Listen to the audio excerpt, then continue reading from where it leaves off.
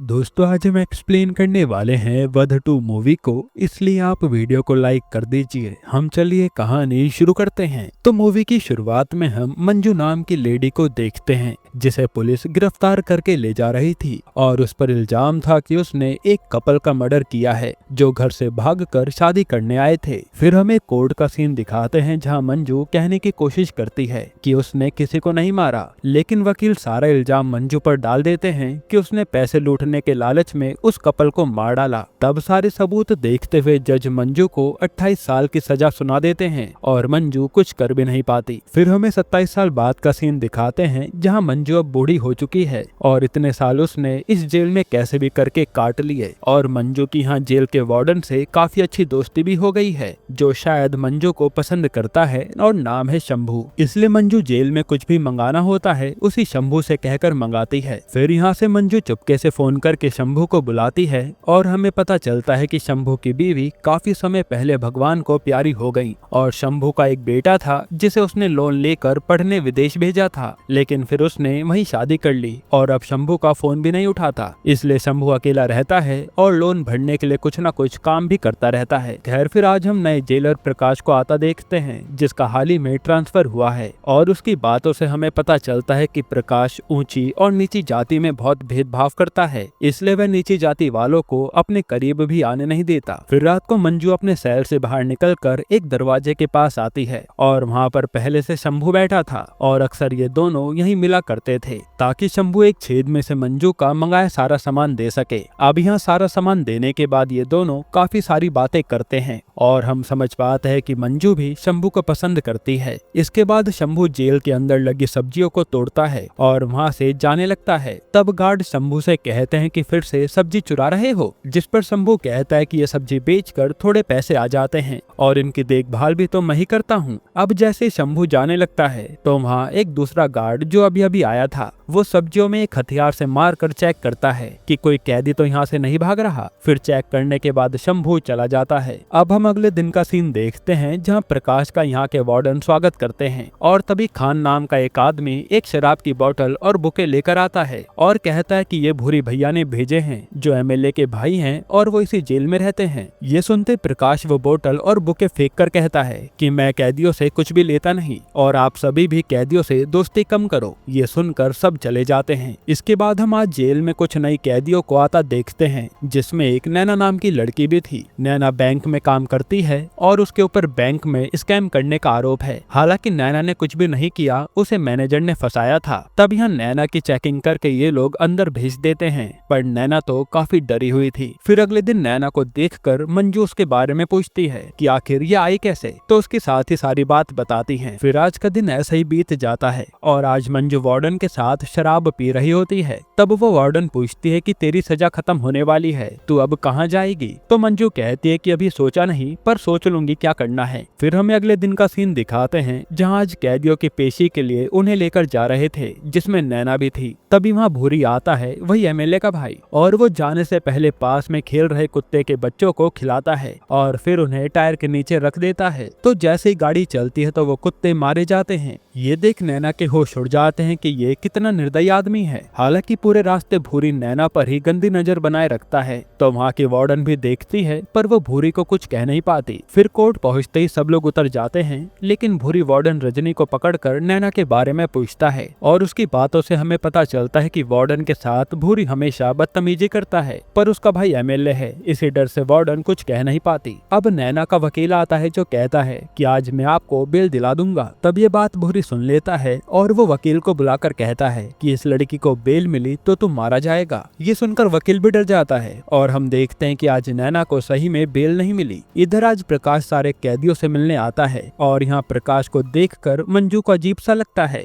तब प्रकाश सबसे कहता है कि आप लोग अपनी अपनी समस्या बता दीजिए, मैं सबको ठीक करवा दूंगा। जिस पर ये कैदी कहती है कि जेलर सही में अच्छा आदमी है। इसके बाद रात को नैना रो रही होती है जो देख मंजू उसके पास आती है और पूछती है कि क्या हुआ। तब नैना बताते कि उस भूरी के कारण मेरी बेल नहीं हुई। जिस पर मंजू कहती है कि इस दुनिया में जीने की आदत डाल लो, यहाँ बहुत बुरे लोग रहते हैं। जिस पर नैना रोई जा रही थी। अब अगले दिन भूरी एक बूढ़े आदमी को देखता है जो उसके एरिया में कपड़े धुल रहा था। ये देख उसे बिना बात गुस्सा आता है और वो उसे मारने लगता है। तब यहाँ प्रकाश आता है जिसे देख भूरी हट जाता है, लेकिन प्रकाश भूरी को देखकर समझ गया था कि ये कितना हरामी आदमी है। वहीं भूरी अपने आदमियों से कह रहा था कि भैया के कारण जेल में रहना पड़ रहा है, अब जैसे चुनाव खत्म होंगे वो मुझे बाहर निकाल लेंगे। तब प्रकाश को भी गुस्सा आता है और वो भूरी को एक अलग सेल में बंद करवा देता है ताकि ये किसी से मिल ना पाए। इसके बाद हम देखते हैं कि थोड़ी ही देर में प्रकाश पर आईजी का फोन आता है जो कहता है कि भूरी को उस सेल से निकालो। एमएलए का फोन आया था, वो प्रेशर बना रहा है। तब प्रकाश को आईजी की बात माननी पड़ती है। अब रात को जब प्रकाश अपने रूम में ड्रिंक कर रहा होता है तभी उस पर भूरी जेल से फोन करके कहता है कि मैं तो आसानी से बाहर आ गया, और ये कहकर वो प्रकाश को उकसाता है। इस पर तो प्रकाश को गुस्सा आता है और वो तुरंत नशे में भूरी की जेल में घुसता है और फिर वो भूरी को बड़ी बुरी तरह मारता है, जिससे भूरी अधमरी हालत में हो गया था। तभी प्रकाश के हाथ में अंगूठी से चोट लगती है तो वो भूरी को मारने के लिए अंगूठी फेंक देता है। फिर प्रकाश भूरी से कहता है कि देख, तुझे मैंने नामर्द बना दिया, अब मुझसे पंगा मत लेना। ये कहकर प्रकाश वहाँ से चला जाता है और भूरी का खास वार्डन खान जो उसी एरिया में ड्यूटी करता है वो ये सब दूर से देख रहा था।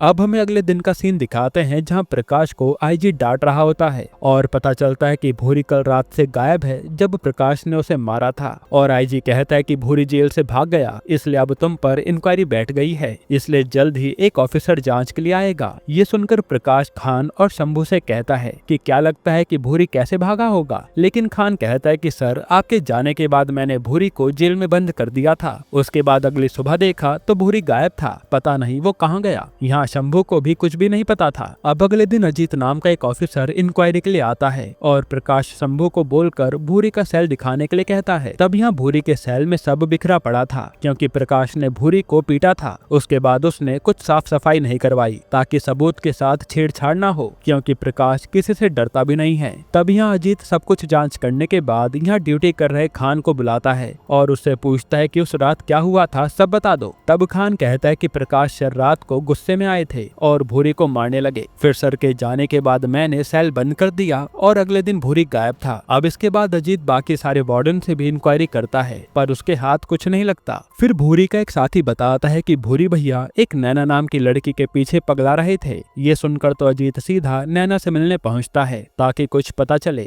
तब यहाँ नैना को बुलाया जाता है जो काफी डरी हुई थी, पर नैना भी कहती है कि मैंने बस कोर्ट जाते समय उसे देखा था, उसके बाद में उससे नहीं मिली। ये सब सुनकर अजीत को समझ नहीं आ रहा था कि भूरी ऐसे कैसे गायब हो गया। फिर रात को अजीत गार्ड से बात कर रहा होता है कि भूरी के गायब होने वाली रात कुछ अजीब हुआ था क्या। तो एक गार्ड जो नया आया था वो बताता है कि ऐसा तो नहीं, बस वो शंभू ही सब्जी लेकर निकला था, उसे मैंने चेक भी किया था। यहाँ से सीन पास्ट में जाता है जहाँ शंभू आज फिर सब्जी लेकर जा रहा था। तब यही लड़का फिर से चेक करने आता है, लेकिन इस बार शंभू उससे हथियार छीनकर खुद कहता है कि मैं चेक करके दिखाता हूँ। फिर वो सब्जी पर वार करने के बाद शंभू चुपके से उस हथियार को साफ करता है और उस लड़के को दे देता है, यानी शंभू कुछ छुपा रहा है। खैर अब प्रेजेंट में बाकी गार्ड कहते हैं कि शंभू अक्सर रात को सब्जी लेने आता है, सर ये कोई बड़ी बात नहीं है, और ये लोग शंभू के बेटे वाली कहानी उसे बताते हैं। ये सब सुनकर अजीत सीधा शंभू की दुकान पता करके वहाँ जाता है जहाँ शंभू सब्जी बेचता था। तब पास में सो रहे लड़के से अजीत उठाकर पूछता है कि परसों शंभू आया था तो कुछ अजीब लगा था क्या, जिस पर वो लड़का पहले तो कुछ भी नहीं बोलता।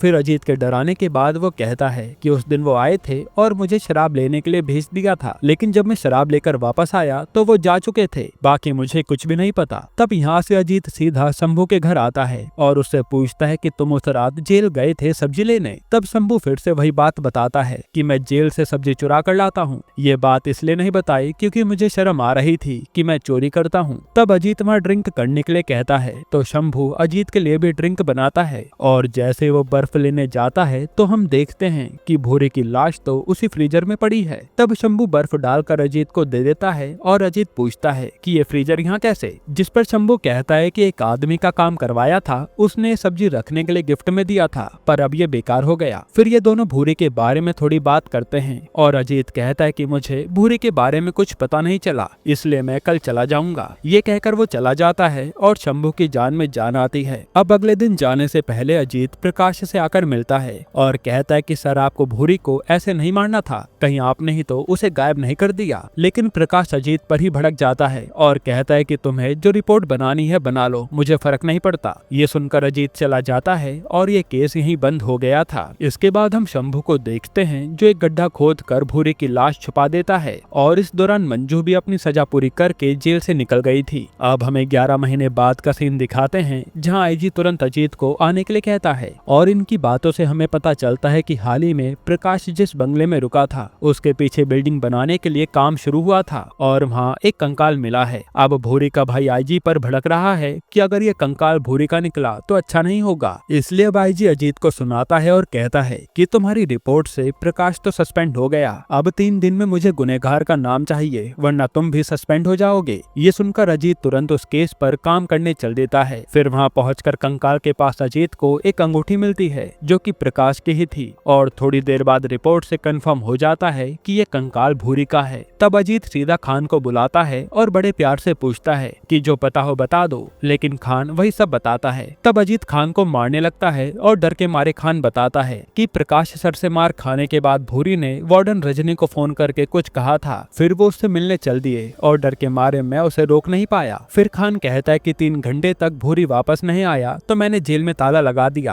और अगले दिन नाटक किया कि मुझे कुछ नहीं पता। अब ये सब सुनकर अजीत सीधा रजनी से मिलने आता है और पूछता है कि बताओ उस दिन भूरी ने तुम्हें फोन पर क्या कहा। तो रजनी बताती है कि उसने नैना को अपने पास लाने के लिए कहा था, तो मैं डर के मारे नैना को उसके पास ले गई। फिर आधे घंटे बाद में नैना को वापस लेने आई तो नैना बाहर डरी हुई बैठी थी, तो मैंने उस कमरे को बंद किया और नैना को वापस उसकी जेल में डाल दिया। इस पर अजीत कहता है कि ये सब काम करते हुए शर्म नहीं आई, जिस पर रजनी कहती है कि मेरे पति के इलाज में काफी पैसा लगा था, वो तो नहीं बचे पर ये सारा पैसा मुझे भूरी ही देता था, यहाँ तक कि इसके बदले वो मेरे साथ भी दुष्कर्म कर चुका है, पर घर चलाने के लिए मुझे उसकी बात माननी पड़ी। अब ये सब जानने के बाद अजीत नैना का पता निकलवाता है और नैना अजीत को देखकर डर जाती है। फिर अजीत नैना को अकेले में बुलाकर कहता है कि मुझे सच जानना है कि उस रात आखिर हुआ क्या था, मैं किसी को कुछ भी नहीं बताऊंगा वरना ये केस तुम पर आ सकता है। तब डर के मारे नैना बताती है कि उस रात वार्डन ने मुझे एक कमरे में भेजा था जिसमें भूरी पहले से बैठा था और जाते ही उसने मेरे साथ दुष्कर्म करने की कोशिश की। तब सीन पास्ट में जाता है और हम देखते हैं कि वहाँ जब मंजू घूम रही होती है तो उसने नैना की चीख सुनी और तब वो नैना को बचाने आ गई, लेकिन ये भूरी तो इन दोनों को मारने लगा। तब मंजू ने भूरी का गला दबाकर उसे मार दिया। फिर उसने नैना से कहा तो यहाँ से चली जा, मैं देख लूंगी। तो नैना भी बाहर बैठकर वार्डन का इंतजार करने लगी और फिर वार्डन के आते ही वो उसके साथ चली गई। ये सब जानने के बाद तो अजीत के होश उड़ जाते हैं और अब उसे मंजू से मिलना था जो अब ना जाने कहाँ होगी। फिर अजीत मंजू के केस की फाइल पढ़ता है और फिर वहाँ वो वार्डन से मंजू के बारे में पता करता है, जिसे मालूम पड़ता है कि मंजू अब पहाड़ पर चाय और मैगी की दुकान चलाती है, इसलिए अजीत मंजू से मिलने चल देता है। अब हम देखते हैं कि यहाँ तो मंजू और शंभू साथ में रहते हैं, लेकिन अजीत को देखते ही इनके होश उड़ जाते हैं। तब अजीत पूछता है कि मुझे सच बताओ, मंजू ने उसे मारा तो लाश बाहर कैसे आई। इस पर शंभू बताता है और सीन पास्ट में जाता है। असल में गला दबाने के बाद भी भूरी मरा नहीं था, बस वो बेहोश हुआ था। फिर होश में आते ही वो मंजू को मारने लगा। तब पास में पड़ी सिलाई से मंजू ने भूरी के गले पर वार किया, जिससे भूरी मर गया और मंजू को समझ नहीं आया कि वो क्या करे, इसलिए उसने शंभू को बुला लिया। तब शंभू यहाँ सब्जी लेने के बहाने आया और सब कुछ साफ करके मंजू को उसके सेल में भेज दिया और भूरी की लाश सब्जी के बीच में डालकर निकाल लाया। अब अजीत कहता है कि तुम दोनों बचोगे नहीं, लेकिन शंभू कहता है कि सबूत तो प्रकाश सर पर इशारा करते हैं ना, उनकी अंगूठी लाश के पास मिली होगी। जिस पर अजीत कहता है कि बेकसूर आदमी को क्यों फंसा रहे हो। तब शंभू बताता है कि प्रकाश कोई संत नहीं है। यहाँ से सीन पास्ट में जाता है और जिस कपल को मारने का इल्जाम मंजू पर आया था, असल में उन्हें प्रकाश नहीं मारा था, क्योंकि लड़की प्रकाश की भतीजी थी जो नीची जात के लड़के के साथ भाग गई। इससे प्रकाश को बदनामी का डर हुआ तो उसने दोनों को गुस्से में मार दिया और जब मंजू वहाँ आई तो प्रकाश ने उस पर भी वार करके उसे इस केस में फंसा दिया, मतलब मंजू बेकसूर थी। अब शंभू रिवील करता है कि मैंने जानबूझकर प्रकाश के घर के पीछे लाश गाड़ी थी ताकि ये सच कभी न कभी सामने आए और प्रकाश पकड़ा जाए। आगे वो कहता है कि सर उसने मंजू को मर्डर करके फंसाया था, इसलिए अब मंजू ने मर्डर करके उसे फंसा दिया, जिसके जरिए उसे अपनी करने की सजा तो मिलनी ही चाहिए। और ये भूरी वैसे भी सबसे गंदा आदमी था जो मारा गया। ये सब सुनने के बाद अजीत वापस आ जाता है और हम देखते हैं कि उसने प्रकाश को ही गुनहगार बता दिया है। तब वो प्रकाश पूछता है कि मैंने तो किसी को मारा ही नहीं, तो सजा क्यों मिली? जिस पर अजीत कहता है कि अपनी भतीजी और उस लड़के को तो मारा था ना, ये उसी की सजा समझ लो। जिस पर प्रकाश चुप हो जाता है और ये मूवी यहीं खत्म होती है। दोस्तों, अब आपको इसके अलावा कौन सी मूवी का एक्सप्लेनेशन चाहिए हमें कमेंट में बताइएगा, हम ले आएंगे। बाकी अगर आपको हाल ही में ये कमाल की मूवी देखनी है तो ये वीडियो देख लीजिए।